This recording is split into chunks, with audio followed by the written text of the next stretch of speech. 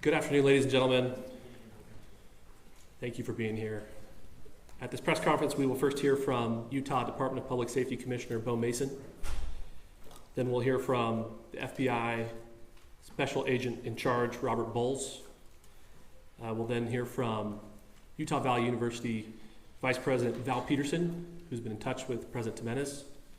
And then we'll hear from Governor Cox. I'll turn the time over to Commissioner Mason.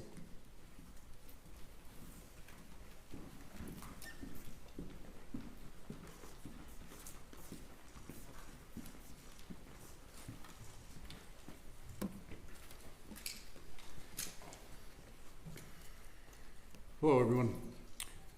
I'm Bo Mason, Commissioner for the Utah Department of Public Safety. Today at approximately 12:20 Mountain Standard Time, political influencer Charlie Kirk was shot in an event at the Utah Valley University. He was taken by private vehicle to Timpanogos Hospital, where he later passed. The Utah Department of Public Safety will be co-leading this criminal investigation to find this killer, along with the Federal Bureau of Investigation. We are working in unison with the County Sheriff's Office, the local police department, and the University Police Department, all of which have been very cooperative and fully engaged in this process.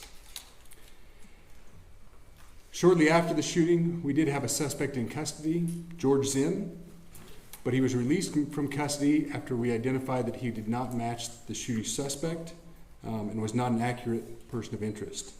However, he has been booked into the county jail by Utah Valley University Police Department for obstruction of justice. We do still have an active investigation for the person of interest. This incident occurred with a large crowd around. There was one shot fired and one victim. While the suspect is at large, we believe this was a targeted attack towards one individual. This is a tragic moment in our state and in our country. As we heal, we encourage everyone who is struggling with news of the incident to call 988, our state mental health crisis line. In addition to that, our partners with the FBI will also be discussing other ways we can communicate through the public for tips and other information. Thank you. Good afternoon. On behalf of the FBI, we extend our sincerest condolences to the family and friends of Charlie Kirk. Our thoughts are also with the people who witnessed this traumatic event. We know that what you experienced was very difficult. Our thoughts are with you as well. As soon as we heard about the shooting, special agents and personnel from the Salt Lake Field Office responded immediately. We have full resources devoted to this investigation, including tactical, operational, investigative, and intelligence. To be clear, the FBI will fully support and co-lead this investigation alongside with our partners. We are working on setting up a digital media tip line, and as soon as it's established, we'll get that information out to everyone. I know there's a lot of questions. This is very much an active case, and this investigation is in its early stages.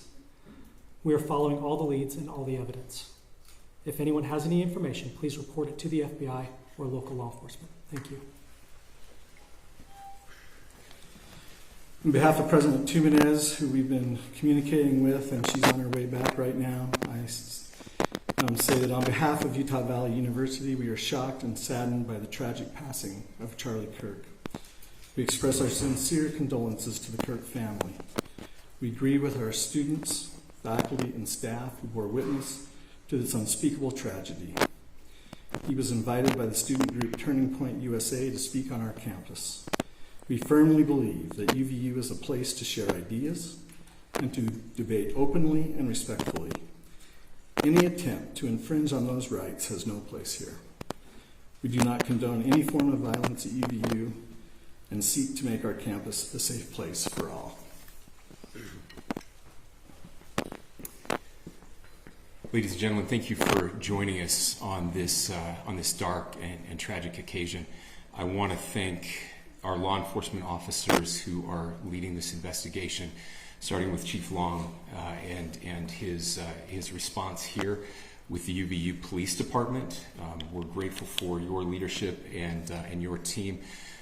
And again, to the speakers that you've just heard from who are co-leading this investigation. I also want to recognize Sheriff Mike Smith, who has been an invaluable partner as this investigation moves forward. I've been in touch with President Trump, with FBI Director Kash Patel. We are completely aligned with our state and federal partners as we work through this case. Now, this is a dark day for our state. It's a tragic day for our nation. And I want to be very clear that this is a political assassination. We are celebrating 250 years of the founding of this great nation. That founding document, the Declaration of Independence, that this great experiment on which we embarked together 250 years ago, that we are endowed by our Creator with certain unalienable rights. The first one of those is life. And today, a life was taken.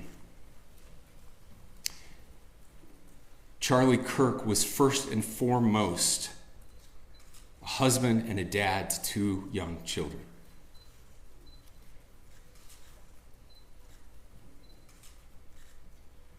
He was also very much politically involved, and that's why he was here on campus. Charlie believed in the power of free speech and debate to shape ideas and to persuade people. Historically, our university campuses in this nation and here in the state of Utah have been the place where truth and ideas are formulated and debated. And that's what he does. He comes on college campuses and he debates. That is foundational to the formation of our country, to our most basic constitutional rights. And when someone takes the life of a person because of their ideas or their ideals, then that very constitutional foundation is threatened. Now, we have a person of interest in custody. The investigation is ongoing. But I want to make it crystal clear right now, to whoever did this, we will find you. We will try you. And we will hold you accountable to the furthest extent of the law. And I just want to remind people that we still have the death penalty here in the state of Utah.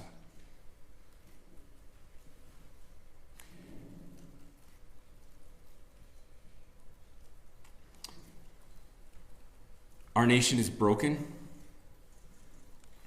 We've had political assassinations recently in Minnesota. We had an attempted assassination on the governor of Pennsylvania.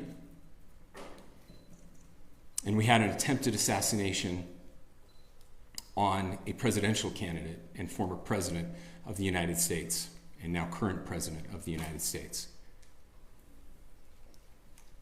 Nothing I say can unite us as a country. Nothing I can say right now can fix what is broken.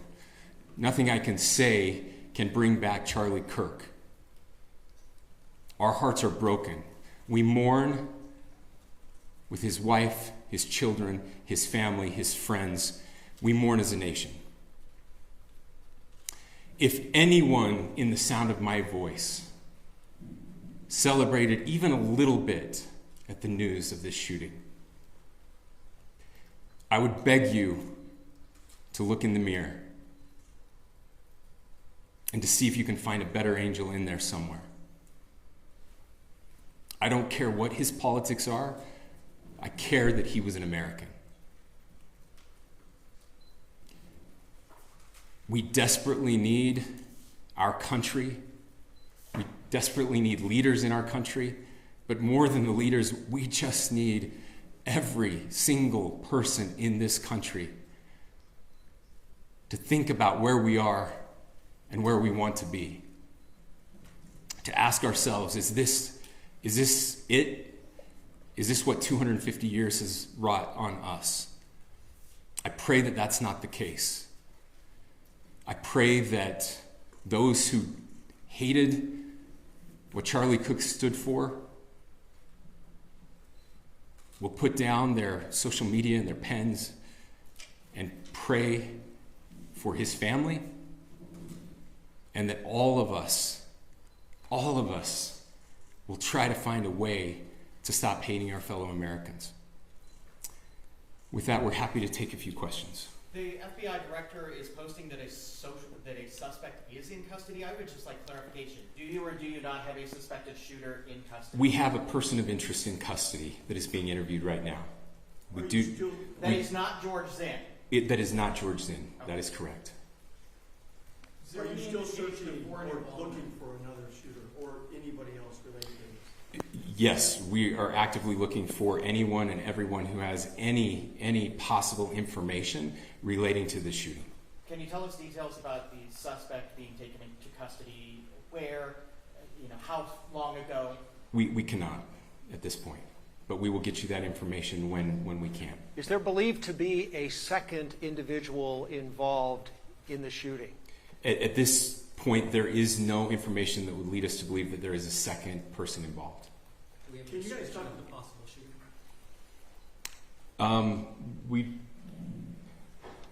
Do you want to talk about what we know there? Yeah. The only information we have on the suspect, the possible shooter, is taken from closed circuit TV here on campus. We do have that. We're analyzing it, but it is security camera footage, so you can kind of guess what the quality of that is. But we do know dressed in all dark clothing, but we don't have a much better description other than that. where the shot came from? The shot came from here on campus, from a location at a potentially from a roof. Yes, a longer distance shot from a roof. So to clarify, with the security camera footage you have and the person of interest that's in custody, does that match up? That's what we're trying to decipher right now. So did FBI or DHS have anything on the threat board this morning? I can't speak. I'll just say that the investigation's ongoing, and as soon as we have further information, we will be sure to release it. Any indications of foreign intelligence involvement? As of now, I can't comment on any of that. Can you talk a little about the security of the event itself? Who was there security-wise, and what happens on these kind of events? So my name is Jeff Long. I'm the police chief here at UVU, and I'll tell you right now, we are devastated. We're a small police department. We have a very large campus. We have over 40,000 students, and we love our students.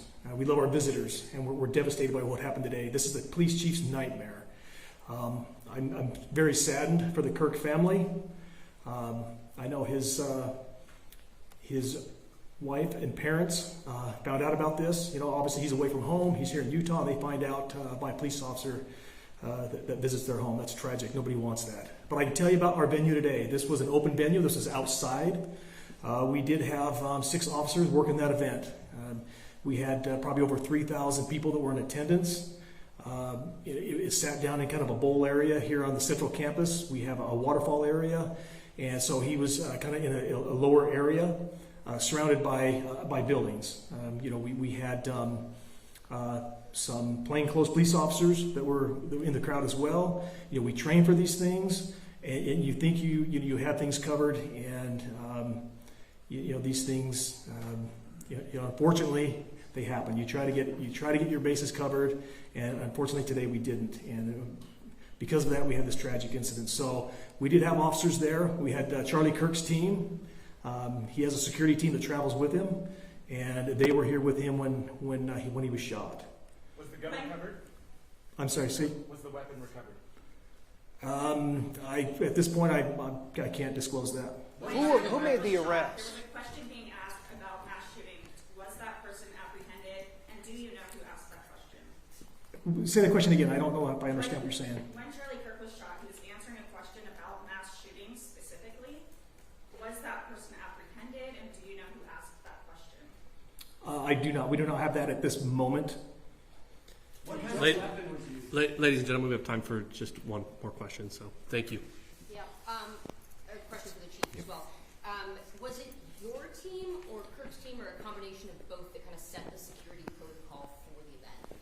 So we work together. You know, he has his team, and they do this all over the country. We all know that. This is not uncommon for them.